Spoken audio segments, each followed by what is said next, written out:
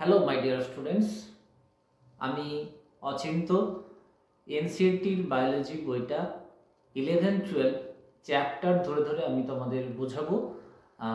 প্রত্যেকটা লাইন, বিশেষ করে যেগুলো থেকে খুব বেশি কোশ্চেন দেয় এবং যে লাইনগুলো পড়লে আমাদের একটু কনফিউশন হয় বারবার, সেই লাইনগুলো বারবার আমরা আলোচনা করব। আমার এই ভিডিওগুলো West Bengal board, CBSE board, ICSE বোর্ডের সমস্ত স্টুডেন্টদের কাজে লাগবে।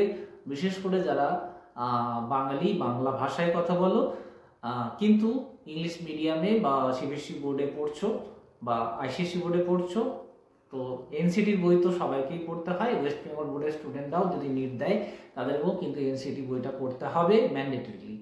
তো ওয়েস্ট বেঙ্গল বোর্ডের স্টুডেন্টদের জন্য স্পেশালি আমি বলবো, তোমরা নিজেদেরকে আন্ডার এস্টিমেট করবে না। তোমরা ইংলিশে কথা বলতে পারো না বলে ভয় পাওয়ার কিছু নেই। ইংলিশটা আহামরি বিশাল কিছু ল্যাঙ্গুয়েজ নয়, রাদার বাংলার থেকে অনেক ইজি ল্যাঙ্গুয়েজ। তা না হলে ইংরেজরা এতদিন ধরে আমাদের দেশে থাকার পরেও বাংলা ঠিকমতো শিখতে পারেনি, আর আমাদের বাঙালিরা ইংল্যান্ডে 1 বছরের মধ্যে ইংলিশে ওদের মতো কথা বলে। তাই আশা করি বাংলা মিডিয়াম স্টুডেন্টরা আমার এই ভিডিও দেখার পর থেকে আর তোমাদের আন্ডার এস্টিমেট করার যে ব্যাপারটা ছিল সেটা থাকবে না। তোমরা কখনো আন্ডার এস্টিমেট করবে না। তোমরা 9-10-এ যে বায়োলজি বই পড়েছো ওয়েস্ট বেঙ্গল বোর্ডে, তার সিলেবাস যেটা ছিল সিবিএসসি বোর্ডের থেকে অনেক হিউজ, এবং তোমরা অনেক বেশি অলরেডি জানো। 11-12-এ এসে তোমাদের ইজি হয়ে যাবে এনসিটি বই। তাই এনসিটির বইটা তোমাদের কাছে একদম সত্যি কথা বলতে জল ভাত।